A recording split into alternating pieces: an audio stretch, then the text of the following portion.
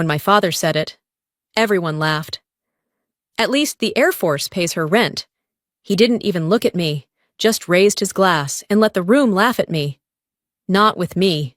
The sound was sharp, polished, effortless, like humiliation wrapped in champagne bubbles. I stood there, smiling the way soldiers do when they're bleeding but can't show it. He didn't know that the uniform he mocked had already buried 3 of my men. He didn't know that the contract he was bragging about was built on their blood. My name is Danielle Adams. And that night, when his glass hit the floor, he finally realized who he'd been laughing at. I never knew silence could be this loud. It echoed beneath the golden lights of Union Center, humming through the clink of glasses and the polished laughter of men who thought they owned the room. At the center stood the man I once called my father, his smile as rehearsed as a closing deal. He was telling another story, my story, something he thought would entertain them. Their laughter rose and fell, smooth and effortless, like champagne spilling over crystal. I stood near the back, half-shadowed, my hand resting on the polished hilt of my ceremonial sword. Every sound, the rustle of silk gowns, the hum of conversation, faded until there was only the memory of his voice from 2 decades ago. I could still hear him saying I'd come crawling home.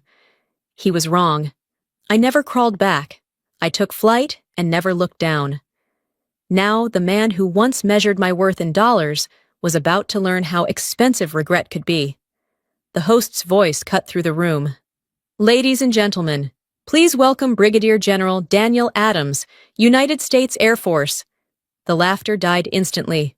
A single glass slipped from my father's hand and shattered against the marble. I walked toward the stage, light striking the metals on my chest. It wasn't triumph I felt. It was closure. And tonight, in a room full of power, real power belonged to the one person he never believed would have it. I grew up surrounded by glass towers in San Francisco, where affection was measured in dividends and worth was listed on stock tickers. Gregory Adams wasn't just my father. He was a brand. People admired him the way they admire skyscrapers, from a distance, dazzled by the shine, unaware of the cracks. I learned early to stay quiet, to not disturb the image he'd built of himself. The day I got into MIT, he opened a bottle of champagne and declared my future sealed. He spoke of legacy, of control, of carrying his empire forward, as if my life were another asset to manage. I nodded, pretending to agree, even as something inside me refused to belong to him. That summer, I placed my enlistment papers on the dinner table. He thought I was joking until I didn't laugh. The coffee cup in his hand trembled, spilling across the marble. His voice dropped, colder than the floor beneath us. If you walk out that door, don't expect a cent. I told him I wasn't asking for one. That night, I packed a duffel, slipped my mother's photograph into the front pocket, and left. The rain hit the bus windows like applause from ghosts, steady and hollow. I looked back only once, at the city that had raised me but never made me feel seen. Years later, I learned what he'd buried along with my mother's ambitions. She'd been an Air Force engineer before he made her quit. He called it her moment of weakness. I called it theft. And when I enlisted, I understood. I wasn't escaping my father's world. I was finishing the life my mother never got to live. Colorado Springs taught me discipline the way altitude teaches lungs to fight for air. The days were long, the nights sharper than the mountain wind. I sent a letter to my father every month, not out of hope, but out of habit. None ever came back. The silence became its own kind of answer. When I missed him, I read my mother's old note, the one written in looping blue ink. Don't fight for approval, fight for purpose. It became my compass when everything else blurred. Years passed before I was assigned overseas. Afghanistan smelled like dust and jet fuel, the kind of air that clings to your skin. One night, during a drone mission, our system went dark, no signal, no control. The UAV crashed a few hundred meters away. Private Ryan Ellis, 22, from Ohio, died in the blast. The log showed the error came from the drone's control software. Atlas Core Technology, my father's company. The code had been altered to save energy and money. I filed a report. 48 hours later, it disappeared from the database like it had never existed. I didn't understand then, but I do now. Years later, I would uncover the truth. Gregory Adams had used his influence to close the investigation and protect his stock value. He chose profit over a soldier's life. That was the night I stopped writing letters. Instead, I wrote after-action reports, mission logs, and oaths. I rose in rank. I learned composure, but inside, a different war kept breathing. One day, I swore that if I ever stood in a position to make the truth seen, I wouldn't raise my voice. I'd simply stand where he'd be forced to look up and see me. Years after the desert, the world stopped shooting at me, but reports still sounded like shrapnel. At Peterson, I read them the way others read headlines, slowly, looking for the truth between the lines. That morning, the inbox banner landed like an order. Atlas Core shortlisted for a $7 billion contract. Review led by me. The number hit different. $7 billion wasn't ledger entries. It was reputation, influence, a monument my father had spent a lifetime erecting, and the same company's code had once killed one of my people. I called Ethan and met him in a cramped D.C. coffee shop, his tie loosened, his eyes tired. I pushed the old error log across the table. He didn't deny signing it. He admitted my father had insisted on the change, said it was a business decision, said it wouldn't matter. It mattered to Ryan Ellis. It mattered enough to disappear the investigation 2 days after I filed it. Ethan warned me, if I made this public, I wouldn't just be against my father. I'd be against a system that preferred contracts over accountability. The wind outside felt like mortar fire. If this was war, it would have to be a war of exposure. 2 weeks later, my mother died. The house smelled of her lavender and regret. He was absent, predictably wrapped in travel and schedules, sorting through her things. I found a folded note in her handwriting and, beneath it, a stack of original reports she had hidden away. Her letter asked me to choose truth over comfort. The reports confirmed the worst. Signatures attesting safety, names I recognized, and my father's initial on the cover page. She had kept them, maybe hoping I'd need them someday. Night bled into dawn as I read everything. The city outside was cold and indifferent.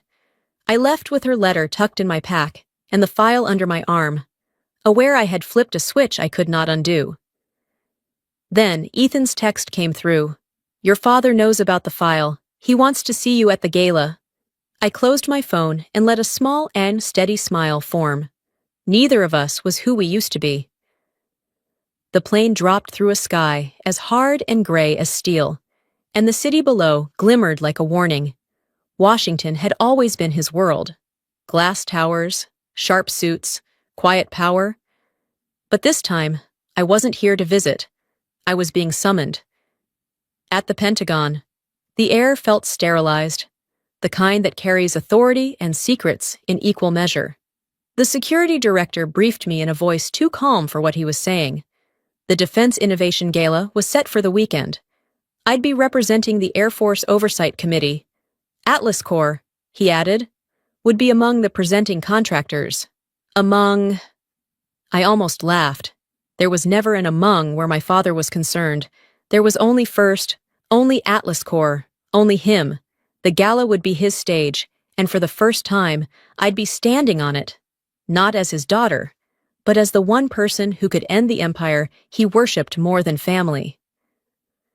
The corridors hummed with fluorescent light as I walked back to my office, the sound of my boots counting down to confrontation. That night, I opened the folder my mother had left behind. Her handwriting marked one corner, soft and deliberate. Approved G. Adams. Her words echoed in my head. Choose truth over comfort, right over ease. Tomorrow, I whispered, I'd choose both. My phone buzzed. Ethan's message blinked through the screen. My father was preparing to declare the Atlas Corps contract secured at the gala. He didn't think I'd show. I typed back one line. Then he's about to be surprised. Later, I discovered the defense files I'd submitted had been intercepted by a legal advisor with a quiet stake in Atlas Corps. Someone inside the system had clipped my wings. I rerouted the evidence directly to the Chief of Staff of the Air Force, the man scheduled to attend the gala beside me. Another file from Ethan arrived, emails proving my father had manipulated senators for funding years ago. Each line stripped away any illusion of redemption left in him. There was no way back. Outside, the city gleamed under a wet haze, reflecting light like it was made of glass and gilt. Tomorrow wouldn't be about revenge. It would be about truth standing in the open, finally unafraid. Union Center looked the same, polished marble and chandeliers heavy with gold light, but the air was charged now, humming with a tension I could taste. The last time I stood in this building, I was invisible. Tonight, every step I took echoed. The attendants nodded as I passed in full dress uniform, the ceremonial sword at my side catching slivers of light. My heartbeat matched the quiet rhythm of the orchestra, tuning up in the distance. I didn't look toward the stage until I heard his voice. My father stood under the spotlight, shaking hands, his smile sharp enough to cut glass. He spoke about progress, innovation, the brilliance of the Atlas Corps legacy. Then, like a reflex, he turned his charm into cruelty. "My daughter serves in the Air Force," he said, "and at least it keeps her rent paid." Laughter rippled through the room, until the MC's next announcement froze it mid-breath. The Air Force Oversight Committee is honored to welcome Brigadier General Danielle Adams. My heels struck the marble like gunfire. Every head turned. His didn't, not at first, until the light from my medals caught the rim of his glass. He turned. The glass fell. The Chief of Staff met me halfway, extending a hand.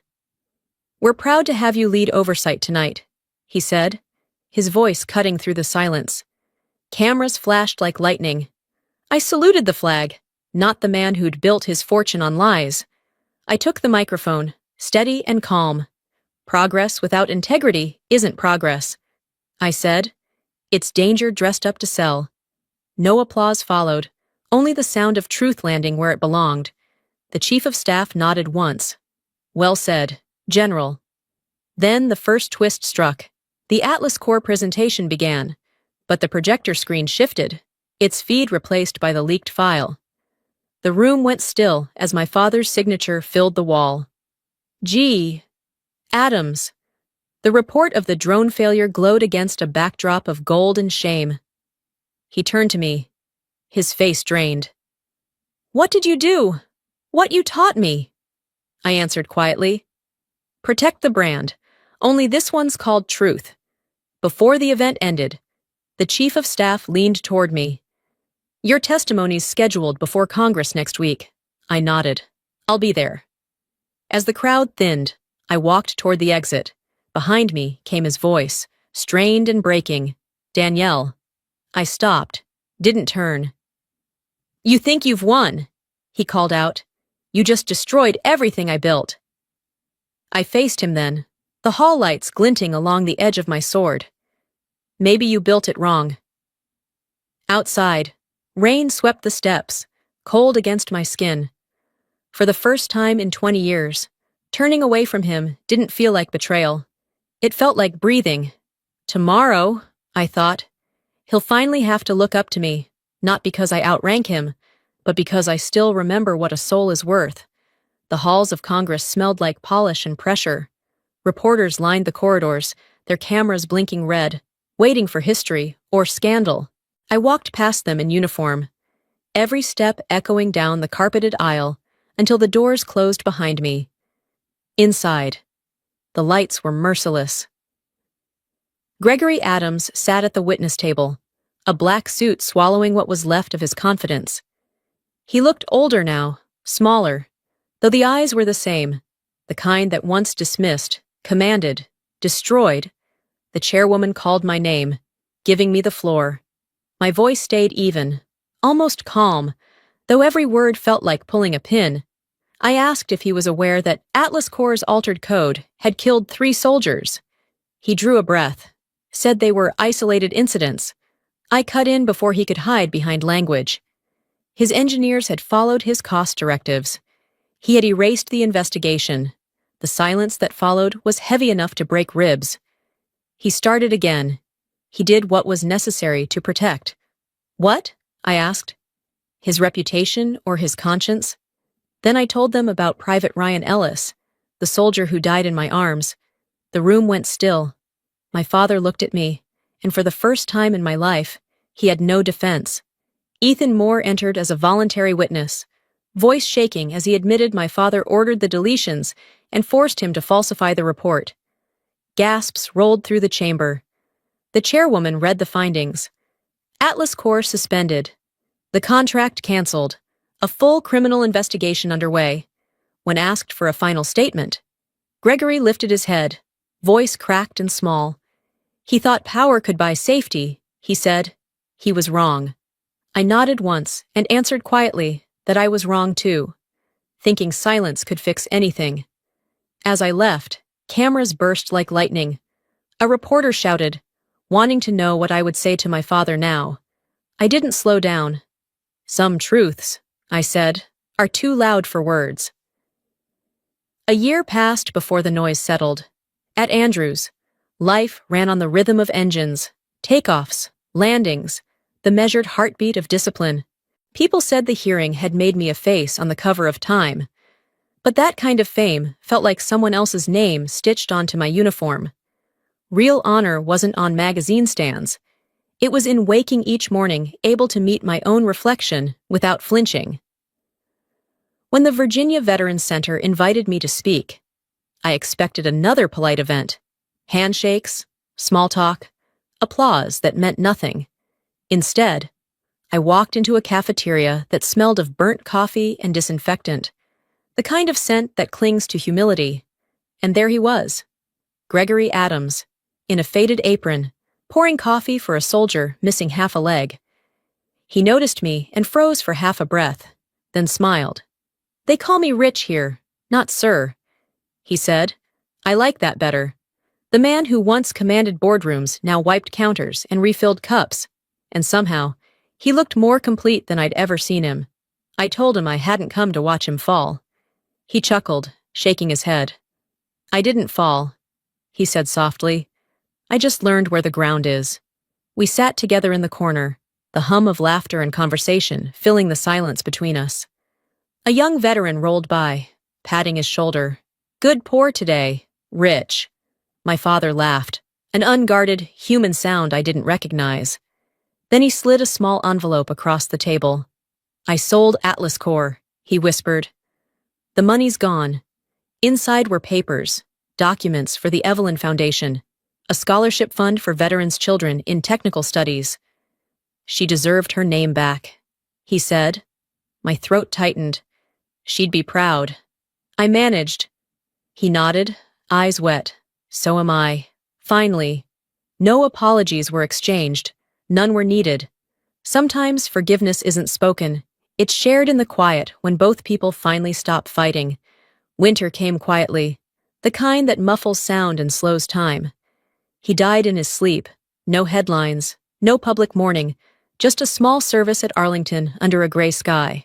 The flag was folded with precision and placed in my hands, its weight steadier than grief.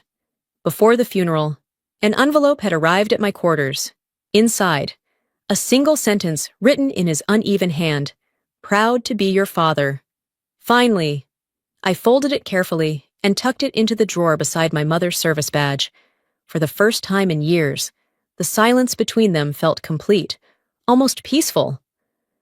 Snow drifted over the graves as I saluted, not to the man he was, but to the redemption he had earned at last.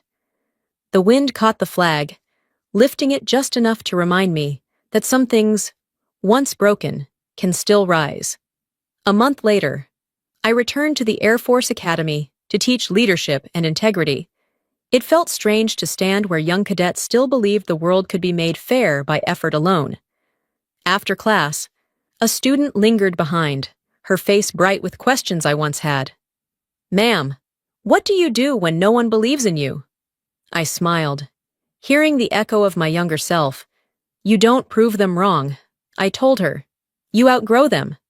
Outside the window, the Evelyn Bridge glimmered through the snowfall, the last project my father completed before his death, arching over the Potomac like an apology cast in steel. Light shimmered across the frozen river, splitting into two silver lines, twin reflections of the stars on my shoulders. I whispered to the empty room, more to the air than anyone still listening. Revenge fades, but honor stays. Then I stepped outside, boots sinking into the soft snow. The cold no longer bit, the past no longer chased. Only one truth remained, quiet and solid beneath the winter sky. When honor endures, the past finally lets go.